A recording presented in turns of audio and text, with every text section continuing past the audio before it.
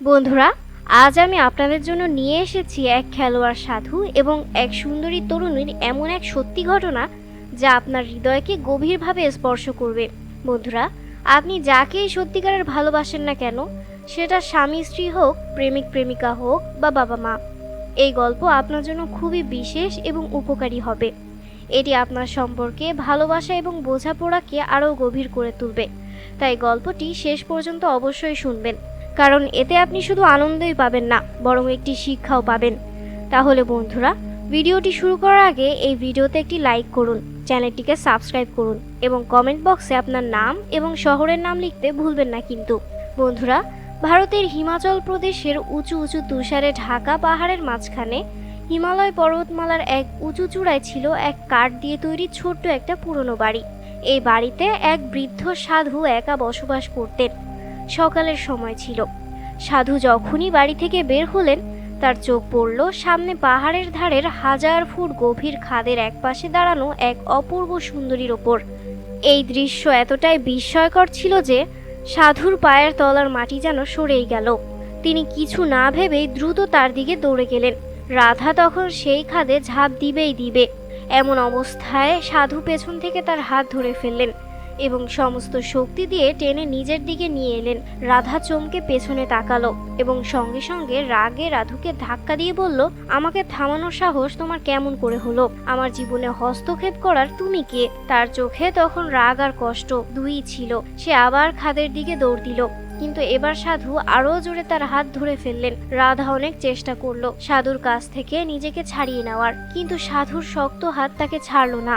সাধু শান্ত ও কোমল স্বরে বললেন, থামো, আসলে তুমি কি করতে চাচ্ছ আমাকে বলো, হয়তো আমি তোমাকে সাহায্য করতে পারি। রাধার চোখ থেকে অশ্রু গড়িয়ে পড়ল। সে ধীরে ধীরে বলল, তুমি আমাকে কি করে সাহায্য করবে? আমার স্বামী অর্জুন বহুদিন ধরেই নিখোঁজ, তাকে খুঁজে বের করার কেউ নেই। তার ওপর আমার নিজের বাড়ির লোকেরাও আমাকে বাড়ি থেকে বের করে দিয়েছে। আমার কাছে না আছে কোনো আশ্রয়, না আছে কোনো ভরসা। এরপর সাধু কিছুক্ষণ চুপচাপ তার দিকে তাকিয়ে রইলেন, যেন মনে মনে কোনো সিদ্ধান্ত নিচ্ছেন। তারপর ধীরে তার হাত ধরে বললেন, চলো আমার সঙ্গে। রাধা অবাক হয়ে বলল, কোথায়? সাধু শুধু বললেন, চলো তো আগে। তিনি রাধার হাত ধরে পাহাড়ের আঁকাবাঁকা পথ বেয়ে হাঁটতে শুরু করলেন। রাধা বারবার বলতে লাগলো, আমার হাত ছাড়ো, বলো তো তুমি আমাকে কোথায় নিয়ে যাচ্ছ? কিন্তু সাধু চুপচাপ চলতেই লাগলেন। কিছুক্ষণ পরে তারা সেই ছোট কাঠের বাড়ির দরজায় পৌঁছে গেলেন। সাধু দরজা খুলে রাধাকে ভেতরে নিয়ে গেলেন। রাধা চারপাশে তাকিয়ে দেখলো বাড়িটা খুবই সাধারণ। কোণে একটি পুরনো বিছানা রাখা। সে জিজ্ঞাসা করলো, এটা কোথায়? এটা কার বাড়ি? তুমি আমাকে এখানে কেন এনেছো? সাধু তার হাত ছেড়ে দিয়ে দরজা বন্ধ করলেন এবং ভেতর থেকে দরজা লাগিয়ে দিলেন। রাধার মুখ যেন ভয়ে ফ্যাকাশে হয়ে গেল এবং বলল, এটা কি করছো? দরজা বন্ধ করছো কেন? আমাকে এখানে কেন এনেছো বলছো না কেন? সাধু চুপচাপ তার দিকে তাকিয়ে রইলেন। হঠাৎ দরজা খুলে বাইরে বেরিয়ে গেলেন এবং বাইরে থেকেও দরজা লাগিয়ে দিলেন। রাধা ভয় পেয়ে দরজায় ডাক দিতে লাগলো, এখানে আমাকে আটকে রেখেছো কেন? কোথায় যাচ্ছ? কিন্তু সাধু একটা কথাও বললেন না, শুধু দূরের পাহাড়ে উঠতে লাগলেন। দিন কেটে সন্ধ্যা হলো, তারপর রাত নেমে এলো। বাড়ির ভেতরে নীরবতা। রাধা ক্লান্ত হয়ে মাটিতে বসে পড়ল।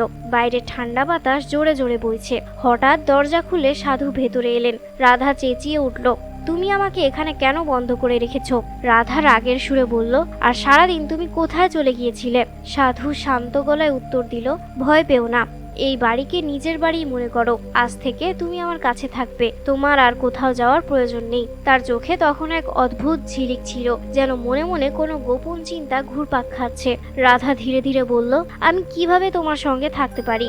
আমার আপনজনও আমাকে ছেড়ে গেছে, তুমি আমার ওপর এত দয়া কেন করছো? সাধু কোমলভাবে কথা বলে তাকে আশ্বাস দিল। সাধুর কথা শুনে হতাশ এবং গৃহহীন রাধা সেখানেই থেকে যাওয়ার সিদ্ধান্ত নিল। সাধু এক পুরনো খাটের দিকে ইশারা করে বলল, এখানে শুয়ে পড়ো। রাধা শুয়ে পড়ল এবং সাধুও নিজের বিছানায় শুয়ে গেল, কিন্তু তার চোখে ঘুম এলো না। সারা রাত সে রাধার কথা ভাবতে লাগলো, কত সুন্দর, কত নিষ্পাপ আর কতটা ভাঙা মনের মেয়ে। সকাল হলে সাধু চুপচাপ রাধার কাছে গিয়ে অনেকক্ষণ তাকিয়ে রইল। হঠাৎ রাধার চোখ খুলে গেল আর সাধু তাড়াতাড়ি সামলে নিল। তখন রাধা বলল, কি হয়েছে? আপনি এখানে কেন এসেছেন? সাধু বলল, সকাল হয়ে গেছে, ওঠো। তারপর বাইরে গিয়ে দরজা বাইরের থেকে কপাট লাগিয়ে চলে গেল। রাধা ভয়ে দরজা পেটাতে লাগলো। এবার কেন বন্ধ করে দিলে? এসব কি হচ্ছে? কিন্তু কোনো উত্তর এলো না। সন্ধ্যায় দরজা খুললো। রাধা রাগে বলল, তুমি এটা কি করছো? দিনভর আমাকে বন্দি করে চলে যাও, আর কিছুই বলো না। সাধু শুধু বলল, একটা কাজ অসম্পূর্ণ ছিল, সেটা শেষ করতে গিয়েছিলাম। কোন কাজ? সাধু কথা এড়িয়ে বলল, এখন রাত হয়ে গেছে, শুয়ে পড়ো। রাতে সাধু উঠে রাধার কাছে এলো। অনেকক্ষণ তার মুখের দিকে তাকিয়ে থাকলো। তারপর কিছু মন্ত্র পড়ে তার উপর ফু দিল। রাধা কাত হয়ে শুয়ে পড়তেই সে নিজের বিছানায় ফিরে গিয়ে মনে মনে বলল, আগামীকাল তাকে পাহাড়ের ওপরে নিয়ে যেতে হবে, সেখানে আমার উদ্দেশ্য পূর্ণ হবে। সকাল হলেই সে রাধাকে জাগিয়ে বলল, চলো আজ পাহাড়ে ঘুরতে যাই। রাধা কিছু বলার আগেই তার হাত ধরে উপরের দিকে হাঁটতে শুরু করলো। কয়েক ঘন্টা হাঁটার পর তারা সেই উঁচু চূড়ায় পৌঁছালো, যেখানে রাধা আগে ঝাঁপ দিতে যাচ্ছিল। সাধু বলল, তুমি এখানে একটু শুয়ে পড়ো, আমি এখনই আসছি। রাধা জিজ্ঞাসা করলো, কোথায় যাচ্ছ? আর আমাকে এখানে শুতে বলছো কেন? তুমি ক্লান্ত হয়ে গেছো, একটু বিশ্রাম নাও। হাত পা সোজা করে শুয়ে পড়ো। রাধার কথাগুলো অদ্ভুত লাগলো, কিন্তু ভয়ে ভয়ে সে শুয়ে পড়লো। সাধু বলল, এবার চোখ বন্ধ করো। রাধা জিজ্ঞাসা করলো, কেন? বলছি তো বন্ধ করো। রাধা বুঝতে পারছিল না আসলে ঘটনাটা কি, তবুও ধীরে ধীরে চোখ বন্ধ করলো। সাধু ধীরে ধীরে রাধার কাছে এসে একবারে পাশে বসে পড়লো। তার মুখে ছিল এক অদ্ভুত গভীরতা, যেন গভীর কোনো চিন্তায় ডুবে আছে। তার চোখ রাধার মুখে নিবন্ধ, যেন সে তার চোখের আড়ালে লুকিয়ে থাকা কোনো না বলা কথা পড়ে নিতে চাইছে। অনেকক্ষণ এমনভাবে তাকিয়ে থাকার পর সে ধীরে ধীরে কিছু রহস্যময় মন্ত্র পাঠ করলো। মন্ত্র পাঠ করা শেষে সে আলতো করে রাধার উপর ফু দিল। রাধা তখনও চোখ বন্ধ করে শুয়েছিল। তার মুখ শান্ত ছিল, কিন্তু ভেতরে এক ধরনের অস্থিরতা ছিল স্পষ্ট। সাধু ধীরে ধীরে উঠে দাঁড়ালো এবং পায়ের শব্দ চাপা রেখে চুপি চুপি সেখান থেকে নেমে যেতে লাগলো। সে সাবধানে পাথর আর ঝোপঝাড়ের ফাঁক দিয়ে পাহাড় থেকে নিচে নামলো। বাড়িতে পৌঁছে লম্বা নিঃশ্বাস ফেললো এবং নিজের বিছানায় শুয়ে পড়লো, যেন কোনো ভারী কাজ শেষ করে ক্লান্ত হয়ে গেছে। কিছু সময় পরে রাধা হঠাৎ বুঝতে পারলো চারপাশে আর কোনো শব্দ নেই, না মন্ত্রোচ্চারণ, না কারোর পায়ের আওয়াজ। সে ধীরে ধীরে চোখ খুলে চারদিকে তাকালো। চারপাশে শুধু গভীর নীরবতা আর ঠান্ডা হাওয়া। সে ডাক দিল, সাধুজি। তারপর আরেকবার জোরে ডাকলো, কিন্তু কোনো উত্তর এলো না। রাধার মনে ভয় ঢুকে পড়ল। সে পাহাড়ের চূড়ায় একা বসে রইল। সময় যত যাচ্ছিল আকাশের রং তত বদলাচ্ছিল। সূর্য অস্ত যাচ্ছিল, আর পাহাড়ের পেছনের আকাশ ধীরে ধীরে গভীর নীল থেকে কালো হয়ে উঠল। রাধা নিজের ওড়না জড়িয়ে নিল, কিন্তু তার মুখে ভয়ের ছাপ স্পষ্ট ছিল। সে একটি পাথরে বসে সাধুর জন্য অপেক্ষা করতে লাগলো। কিছুক্ষণ পরে অন্ধকারের মধ্যে দূর থেকে কারোর আসার শব্দ পেল। পাথরের ওপর পায়ের ধ্বনি। সে নিচের দিকে তাকিয়ে দেখলো পাহাড়ের ঢাল বেয়ে একটা অবয়ব উপরে উঠছে। ধীরে ধীরে কাছে আসতে তার পরিচয় স্পষ্ট হয়ে গেল। সে সাধুই। সাধু কাছে আসতেই রাধা ক্ষোভে ফেটে পড়ল এবং বলল, এই তুমি কি করছো? কখনো আমাকে বাড়িতে বন্দি করে রাখো, কখনো পাহাড়ে এনে মাটিতে শোয়াও। এসব কেন করছো? আমাকে বলছো না কেন? সাধু কোনো উত্তর দিল না। তার চোখে না রাগ না অস্থিরতা, শুধু এক স্থির নীরবতা। সে রাধার হাত ধরল এবং কিছু না বলে তাকে বাড়ির দিকে টেনে নিয়ে চলে গেল। পথ ছিল লম্বা এবং অন্ধকার, কিন্তু সাধুর পা থামল না। বাড়ি পৌঁছে বলল, যাও নিজের বিছানায় শুয়ে পড়ো। রাধা চুপচাপ শুয়ে পড়ল, কিন্তু তার চোখে ঘুম এলো না। তার মন ভরে গেল প্রশ্নে, এই সাধু প্রতিদিন এমন অদ্ভুত আচরণ কেন করছে? এটা কি কোনো ফাঁদের অংশ, নাকি অন্য কিছু? প্রশ্নের ভিড়ের মাঝেই তার চোখ ভারী হয়ে এলো এবং ঘুমিয়ে পড়ল। সাধুও শুয়ে পড়ল, কিন্তু রাতের মাঝামাঝি রাধা হালকা শব্দ টের পেল। তার হৃদয় স্পন্দন বেড়ে গেল। ধীরে ধীরে চোখ খুলে দেখলো সাধু তার মাথার কাছে দাঁড়িয়ে, তার দিকে স্থির দৃষ্টিতে তাকিয়ে আছে। তার চোখের রহস্যময় এক ঝিলিক। কিছুক্ষণ পর সে আবার সেই মন্ত্র পড়ল আর রাধার উপরে ফু দিল। রাধা চুপ করে রইল, ঘুমের ভান করলো, কিন্তু ভেতরে ভেতরে সতর্ক ছিল। সকাল হলেই সাধু রাধাকে জাকিয়ে বলল, চলো বাইরে ঘুরতে যাই। রাধা সঙ্গে সঙ্গে না করে দিল, না আমি কোথাও যাচ্ছি না। কিন্তু সাধু তার কবজি ধরে জোর করে আবার সেই পাহাড়ের দিকে নিয়ে চলল। সেখানে পৌঁছে বলল, এখানে উল্টো হয়ে শুয়ে পড়ো। রাধা আর নিজেকে সামলাতে পারল না, চিৎকার করে উঠল, তুমি পাগল নাকি? কখনো বাড়িতে আটকে রাখো, কখনো সোজা হয়ে শোয়াও, আবার কখনো উল্টো হয়ে শোয়ার কথা বলছো। এসব কি? সাধুর গলা ছিল গুরু গম্ভীর। সাধু বলল, আমি বলেছি না উল্টো হয়ে শুয়ে পড়ো। রাধা রাগে বলল, না আমি আর উল্টো হয়ে শোবো না। সাধু গম্ভীর স্বরে বলল, এটা তোমার জন্য জরুরি, শেষবার বলছি। রাধা বিস্মিত হয়ে জিজ্ঞাসা করলো, কিন্তু কেন? এর মানে কি? সাধু ধীরে ধীরে বলল, এটা এক রহস্য যা এখন বলা যাবে না, তবে এটুকুই জেনে রাখো তোমার জন্য এটাই ভালো। মাঝে পড়ে রাধা বলল, ঠিক আছে মানছি। সে উল্টো হয়ে শুয়ে পড়ল। সাধু বলল, হাত পা সোজা করে চোখ বন্ধ করো। সাধু পাশে বসে মন্ত্র পাঠ করতে লাগলো। বাতাসে এক অদ্ভুত শক্তি ছড়াতে লাগলো। এরপর সে রাধার উপর ফু দিল এবং বলল, উঠে দাঁড়াও, কিন্তু চোখ বন্ধ রাখো। রাধা চট করে বলল, কেন কেন চোখ খুলবো না? সাধু শুধু দুটি শব্দই বলল, চোখ বন্ধ। রাধা চোখ বন্ধ রাখলো। সাধু পর্বত থেকে নেমে তার বাড়ি চলে গেল। অনেকক্ষণ ধরে দাঁড়িয়ে থাকার পর রাধা চিৎকার করলো, কোথায় গেলে? এখন কি চোখ খুলবো? কিন্তু কেউ কোনো উত্তর দিল না। রাধা চোখ খুলল। সেখানে কেউ ছিল না। রাগে আর ভয়ে মিশ্রিত অনুভূতিতে সে বাজে আওয়াজে বলল, এই সাধু উদ্দেশ্য সঠিক মনে হচ্ছে না। সে বসে রাতভর পর্যন্ত অপেক্ষা করলো। রাতের শান্ত আবহে সাধু আবার এলো। রাধা তাকে দেখে বলল, তুমি আবার আমাকে ছেড়ে চলে গিয়েছিলে, এইসব কেন করছো? সাধু রাধার চোখে চোখ রাখলো এবং বলল, 2 দিন আমি এখানে কাটালাম, 2 দিন তুমি। এখন শেষ রাত যা আমাদের একসঙ্গে কাটাতে হবে। রাধা বিস্মিত হয়ে বলল, কেন? আর এই শেষ রাত কি? সাধু বলল, যদি আমরা এই রাত একসঙ্গে কাটাই তাহলে সব কিছু ঠিক হয়ে যাবে। রাধা সন্দেহ করে বলল, ঠিক হয়ে যাবে, কিন্তু কিভাবে? সাধু শুধু বলল, এক রাত শুধু একসাথে কাটাও, সব পরিষ্কার হয়ে যাবে। রাধা বাধ্য হয়ে জড়িয়ে ধরলো এবং বলল, ঠিক আছে, কিন্তু সকালে আমি তোমার বাড়ি ছেড়ে দেব। সাধু ধীর স্বরে হাসলো এবং বলল, যদি তুমি এই রাত আমার সঙ্গে কাটাও তুমি নিজেই চলে যাওয়ার কথা বাদ দিয়ে দিবে। তারপর সে বলল, যেমন আমি এখানে শুয়ে আছি তেমনি তুমিও শুয়ে পড়ো। দুজনে মাটিতে শুয়ে পড়ল। সাধু বলল, চোখ বন্ধ করো এবং ঘুমাও। রাধা চোখ বন্ধ করলো, কিন্তু মনে ছিল ভয় এবং প্রশ্ন। রাতের শেষ প্রহরে পূর্ব দিকে হালকা লাল আলো ছড়াতে শুরু করলো। সাধু রাধার ওপর ফু দিল এবং বলল, উঠে দাঁড়াও, কিন্তু চোখ বন্ধ রাখো। রাধা তীব্র স্বরে বলল, না, আগে তুমি আমাকে চোখ বন্ধ করিয়ে ছেড়ে গিয়েছিলে। সাধু শান্ত স্বরে বলল, না, এবার তা হবে না, শুধু চোখ বন্ধ রাখো। রাধা এখন ক্লান্ত, মাথায় ঘামের ফোঁটা ঝলমল করছিল। রেগে চোখ ঘেঁষে বলল, ভালো, চলো ঠিক আছে। গভীর নিঃশ্বাস নিয়ে চোখ বন্ধ করলো। হঠাৎ যেন কেউ পেছন থেকে চুপি চুপি এসে তাকে ধরে নিল। রাধা অনুভব করলো দুটি শক্ত হাত তার চোখে চেপে ধরেছে। সেই মুহূর্তে তার হৃদয় স্পন্দন দ্রুত কম্পন হতে লাগলো। এখানে তারা ছাড়া আর কেউ ছিল না, শুধু বৃদ্ধ সাধু আর রাধা। তার মনে হলো ঠিকই এটা অবশ্যই সেই সাধু। সে জোরে বলল, এটা কি করছো? তুমি আমাকে এভাবে ধরছো কেন? কোনো উত্তর এলো না, শুধু পেছন থেকে গরম শ্বাসের হালকা শব্দ। রাধা আরো জোরে বলল, ছেড়ে দাও, এটা কি করছো? কিন্তু তার চোখের ওপরে হাত এখনো চেপেছিল এবং পেছনে একটা অচেনা ছায়া দাঁড়িয়েছিল।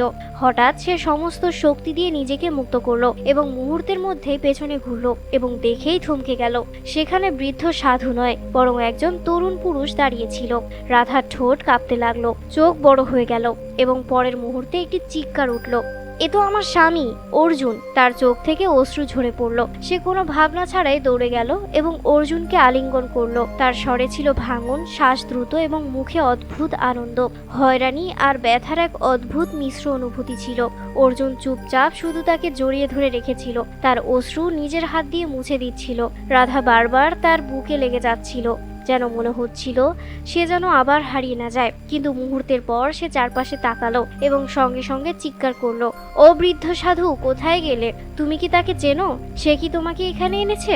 অর্জুন কিছুই বলল না। তার চোখ ছিল গম্ভীর আর রহস্যময়। সে শুধু রাধার হাত ধরল এবং বলল, চলো আমার সঙ্গে। দুজনে ধীরে ধীরে পাহাড়ের ঠান্ডা বাতাসে সেই কাঠের ঘরের দিকে এগোতে লাগলো যেখানে সাধু থাকতো। রাধা দরজার কাছে পৌঁছাতেই চারপাশে তাকালো। কাঠের দেওয়াল, পুরনো দীপক আর হালকা আগরবাতির গন্ধ সব ঠিক তেমনই ছিল যেখানে সে আগের দিনগুলোতে দেখেছিল।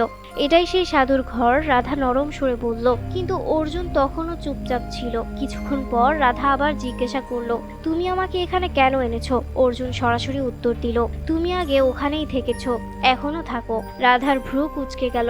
তুমি কিভাবে জানলে? অর্জুন হালকা হাসি দিয়ে বলল, আমার সবকিছুই জানা আছে। এটা সত্যিই সেই সাধুর ঘর, কিন্তু আগে তুমি বলো সেই সাধুকে কিভাবে চিনো?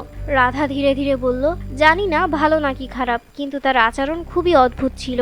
অর্জুন তার চোখে চোখ রেখে বলল, কাউকে না জেনে খারাপ বলো না। হতে পারে তার পেছনে কোনো রহস্য বা বাধ্যবাধকতা ছিল। রাধার কৌতূহল বাড়ল, কিন্তু কি ধরনের বাধ্যবাধকতা? অর্জুন পুরো গম্ভীর স্বরে বলল, তুমি মনে করে দেখো তো, একদিন তুমি এই চূড়া থেকে ঝাঁপ দিয়ে নিজেকে শেষ করতে এসেছিলে। ঠিক সেই সময়ে সেই সাধু তোমাকে বাঁচিয়েছিল। সে তোমাকে এই ঘরে এনেছিল এবং প্রতিটি রাতে তোমার উপর কিছু মন্ত্র ফুঁকত। কখনো দিনে অদৃশ্য হয়ে যেত এবং তোমাকে ঘরে বন্দি করত। কখনো তোমাকে পাহাড়ের চুনা পাথরে শুয়ে রাখত। রাধা অবাক হয়ে গেল। এগুলো তুমি কিভাবে জানলে? অর্জুন বলল, ঠিক সেই ঘটনা আমার সাথেও ঘটেছিল। তুমি কি জানতে চাও আমি কোথায় চলে গিয়েছিলাম? রাধা সঙ্গে সঙ্গে বলল, হ্যাঁ বলো। অর্জুন গভীর শ্বাস নিল আর বলল, মনে আছে সেই দিন যখন আমি বাড়ি ছেড়েছিলাম আর ফিরে আসিনি? হ্যাঁ, সেই দিন আমি কখনোই ভুলবো না। রাধার কণ্ঠ কাঁপল। অর্জুন বলল, সেই দিনে বাড়ি ফেরার পথে আমার দেখা হলো এক অদ্ভুত এবং রহস্যময়ী মেয়ের সঙ্গে। সে বলল, তুমি আমার সঙ্গে বিয়ে করো। আমি রেগে বললাম, তুমি কি পাগল? আমার বিয়ে করা। আমার স্ত্রী আমার অপেক্ষা করছে। তার মুখে ছিল এক অদ্ভুত ভয়ঙ্কর ঝলক। সে সাধারণ কোনো মেয়ে ছিল না। আমি মানা করলে সে আমার উপর মন্ত্র ফুঁকলো এবং এক দৃশ্যে আমি যুবক থেকে বৃদ্ধ সাধুতে পরিণত হয়ে গেলাম। আমি ভয়ে বাড়ির দিকে দৌড়ালাম, কিন্তু দরজায় এসে থেমে গেলাম। মনে হলো এই অবস্থায় তুমি আমাকে চিনবে না, আর বৃদ্ধ রূপে তোমার সামনে যাওয়ার সাহস আমার হলো না। তারপর আমি আবার সেই জায়গায় ফিরলাম, কিন্তু মেয়েটি অদৃশ্য হয়ে গিয়েছিল। এরপর পথে আমাকে এক বৃদ্ধ সাধু দেখলো। আমি তাকে সবকিছুই বললাম। সে বলল, এটা কালো জাদু, কিন্তু সত্য এবং পবিত্রতার সামনে টিকে থাকতে পারবে না। বাঁচার জন্য তোমাকে কোনো নির্জন স্থানে থাকতে হবে। যদি তোমার স্ত্রী নিজে খুঁজে খুঁজে সেখানে আসে এবং তুমি প্রতিটা রাতে চুপচাপ তার উপর মন্ত্র ফুঁকতে থাকো, তবে যেদিন সে তোমাকে আলিঙ্গন করবে সেই মুহূর্তে জাদু ভেঙে যাবে। এবং তখন থেকে আমি এটা করছি যখন তুমি আমাকে সাধু হিসেবে পেয়েছিলে। রাধার চোখ বড় বড় হয়ে গেল। তাহলে সেই বৃদ্ধ সাধু তুমি? অর্জুন মাথা নাড়ল। হ্যাঁ। রাধার চোখ থেকে অশ্রু ঝরে পড়ল। সে দৌড়ে এসে অর্জুনকে আঁকড়ে ধরলো। মাফ করো, আমি তোমাকে চিনতে পারিনি। অর্জুন তার মাথায় হাত রাখলো। এতে তোমার কোনো দোষ নেই। আমি এই রহস্য তোমাকে বলতে পারিনি, কিন্তু তোমার ভালোবাসা সত্য, আর সেটাই আমার সবচেয়ে বড় শক্তি। অর্জুন হাসি দিয়ে জিজ্ঞাসা করলো, তাহলে এখন বলো, সে বৃদ্ধ সাধু কেমন ছিল? রাধা হালকা হাসি দিয়ে বলল, তিনি খুব ভালো মনের মানুষ ছিলেন। দুজনে হাসলো, আর বছরের বিচ্ছেদ এক মুহূর্তেই ম্লান হয়ে গেল। সত্যিকারের হৃদয় যা পবিত্র, তার উপর কোনো ছল বা জাদু টিকতে পারে না।